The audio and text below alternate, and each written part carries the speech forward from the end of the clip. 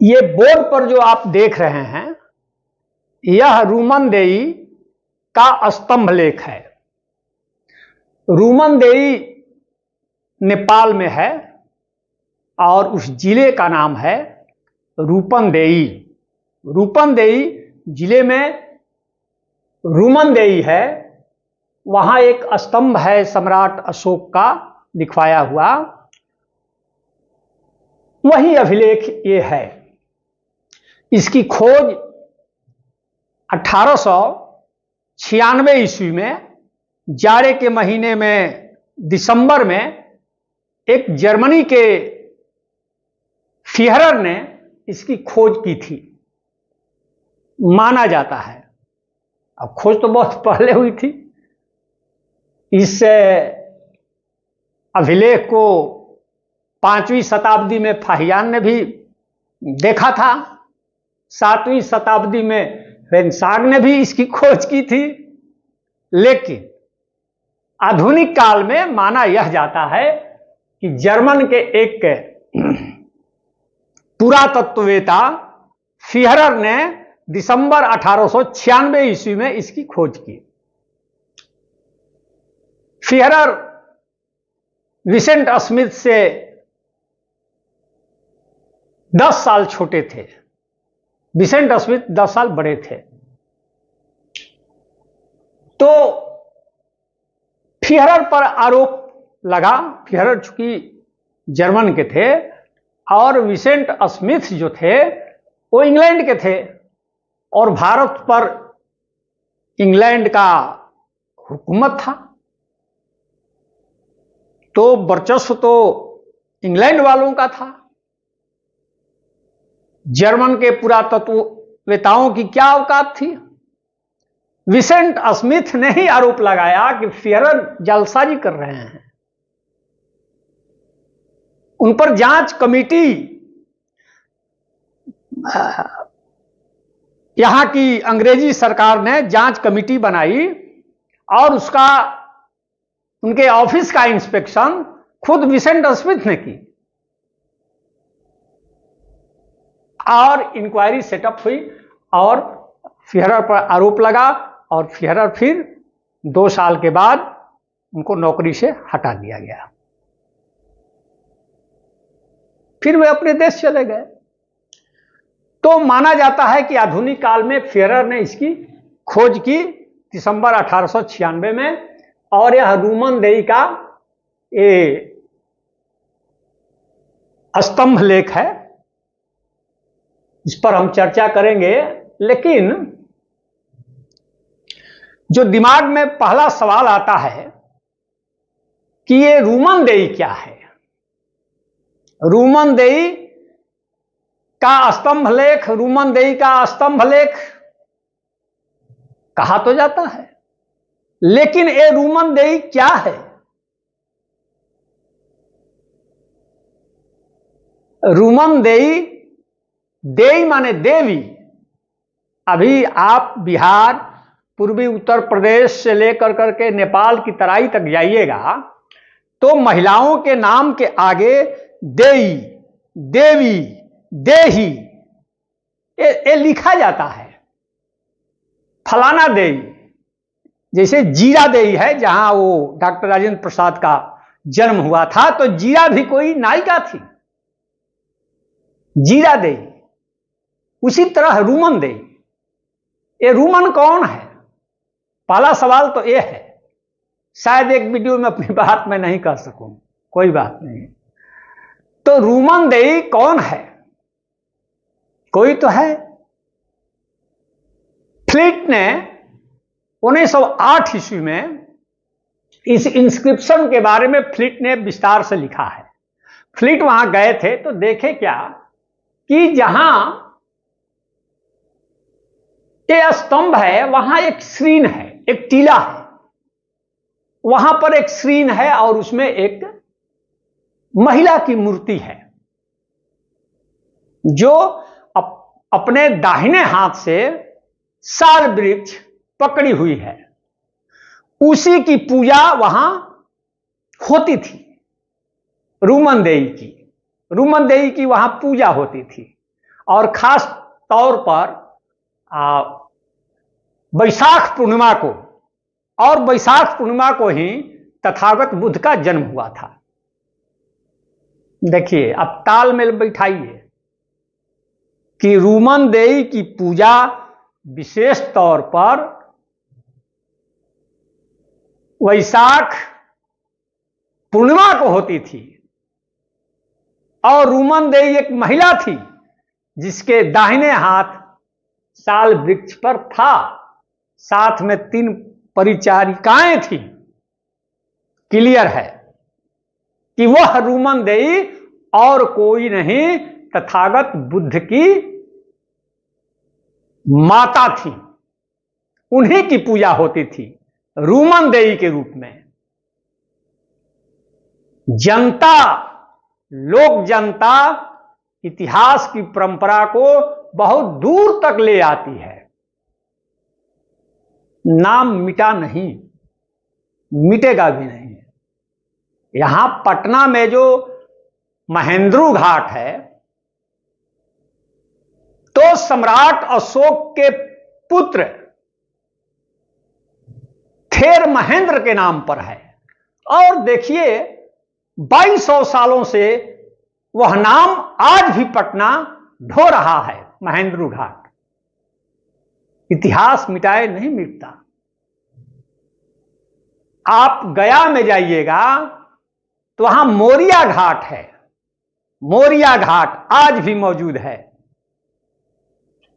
वही तो मौर्य लोग नदी के तट पर उतरते रहे होंगे, और उन्हीं मौर्य लोगों के नाम पर मोरिया घाट आज भी गया में है। इतिहास मिटाए नहीं मिटता। तो रूमन देई कोई नाम है, एक महिला का नाम है जिसकी पूजा वैशाख पूर्णिमा को हो रही है। साल वृक्ष पकड़ी हुई है। वह महिला निश्चित रूप से तथागत बुद्ध की मां का नाम है।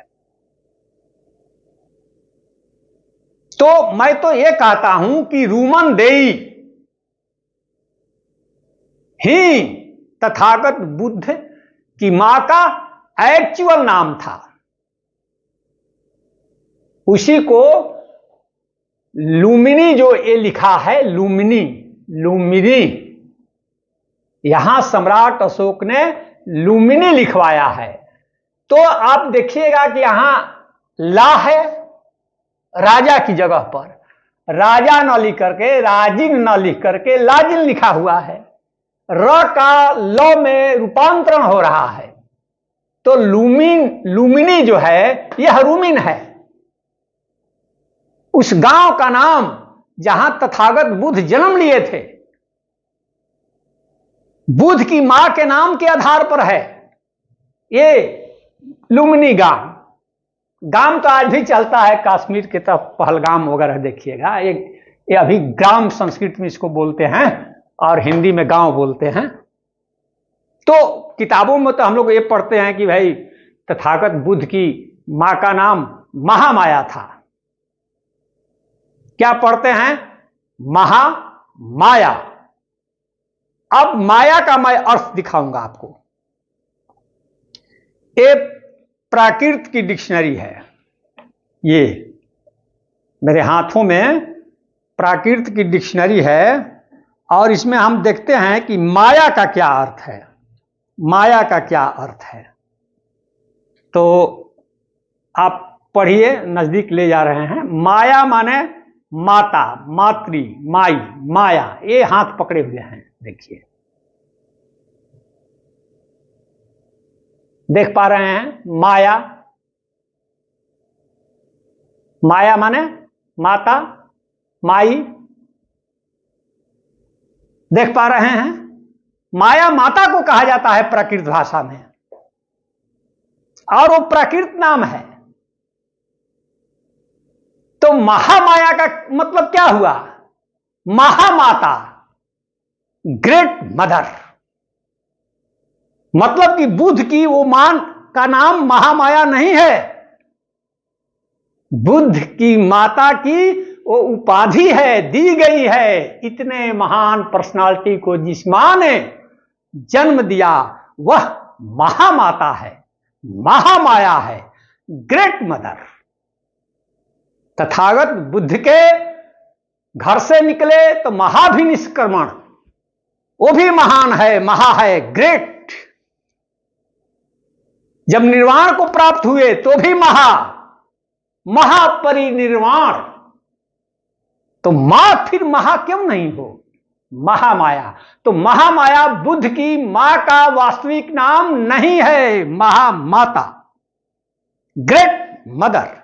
जैसे महाभिनिष्क्रमण, महापरिनिर्वाण, और उनकी जो पालन पोषण करने वाली मां थी उनका भी नाम है महाप्रजापति। इस पर बाद में चर्चा करेंगे। लेकिन महामाया तथागत बुद्ध की मां की उपाधि थी, उनका एक्चुअल नाम नहीं था। तो एक्चुअल नाम क्या था? रूमन, रूमिन। दो बहन थी, एक रूमन और दूसरा रूपन। जो रूपन थी, दो बहनें थी, रूमन और रूपन। तो रूमन ही तथागत बुद्ध की मां थी, रूमनदेई, रूमिनदेई, लुम्बिनी। आज का लुम्बिनी, LUMBINI, लुम्बिनी।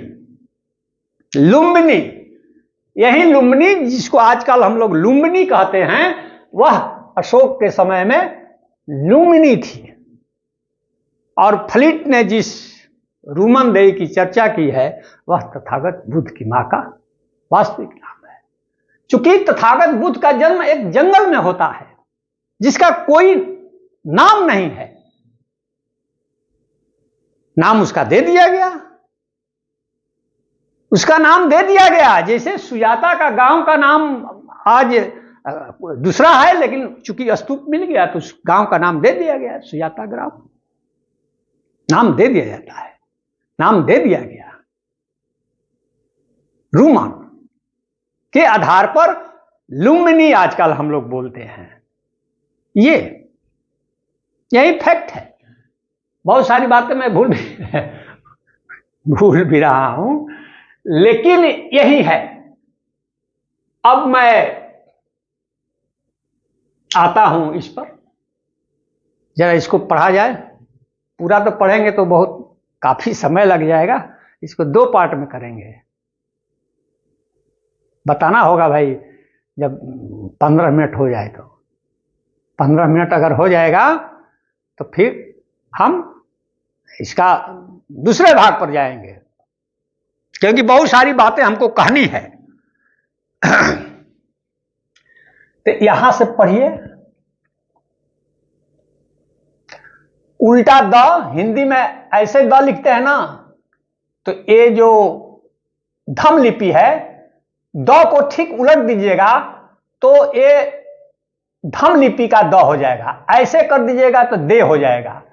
तो ये हो गया दे, दे, दे। ठ लिखिएगा तो वह हो जाएगा। आज का जो ठ है ना, वो अशोक के जमाने में उसी तरह वह लिखा जाता था। और ऐसे कर दीजिएगा तो आकार हो गया, ऐसे। तो देवा, और उल्टा टी लिखिएगा तो न हो जाएगा, देवान, देवान।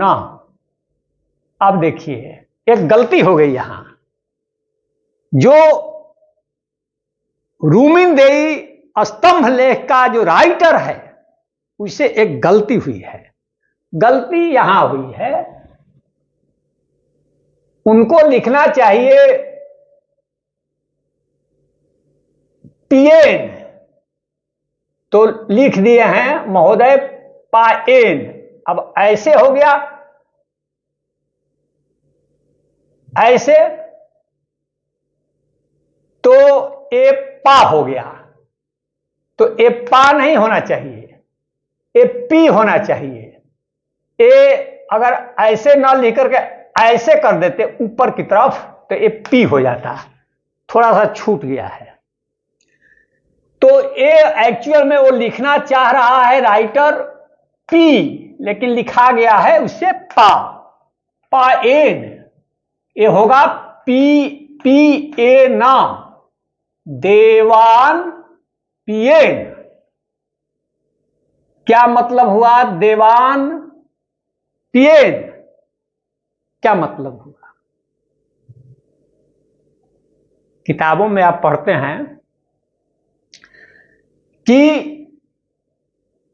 देवान पिएन का मतलब देवताओं के प्रिय, देवताओं के प्रिय। आप सम्राट अशोक के सभी स्तंभ लेख, शिलालेख, गुहालेख पढ़ जाइए। कहीं भी आपको किसी देवी देवता का जिक्र उनके अभिलेखों में नहीं है, नहीं है। किसी चीज का जब हम लोग अर्थ करते हैं तो टेक्स्ट रिफरेंस, संदर्भ के हिसाब से करते हैं। जैसे कर कमल, तो कर कमल, तो यहां कर का मतलब हाथ हुआ, टैक्स नहीं हो सकता है। कर माने टैक्स भी होता है, कर माने हाथ भी होता है, कर माने किरण भी होता है रे। लेकिन कर कमल में जो कर है वह हाथ का बोधक है, वहां हम लोग टैक्स या किरण अर्थ नहीं कर सकते हैं। इसलिए देवानम पिए में जो देवा शब्द है, ये टेक्स्ट के हिसाब से इसका अर्थ कीजिएगा, तब इसका सही अर्थ आएगा। तो प्राकृत में जिस भाषा में ये है उसमें देवा के दो अर्थ होते हैं, एक बुद्ध और दूसरा अरहत। ये आप दो अर्थ कर सकते हैं, अरहत प्रिय देवा, देव नहीं है देवा।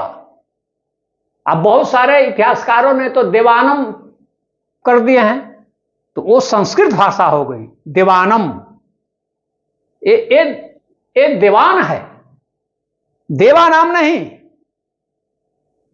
नहीं तो आप संस्कृत में चले जाइए तो बालका नाम हो जाएगा। तो कहिएगा बुद्ध प्रिय देवानम, देवान पिएन माने बुद्ध प्रिय या अरहत प्रिय। यही तो प्रिय थे सम्राट अशोक के। मैं समझता हूं कि इस वीडियो में अभी हम आगे नहीं जा सकेंगे, नेक्स्ट वीडियो देखिएगा, इसमें फिर आगे हम बढ़ेंगे। तब तक के लिए धन्यवाद, धन्यवाद।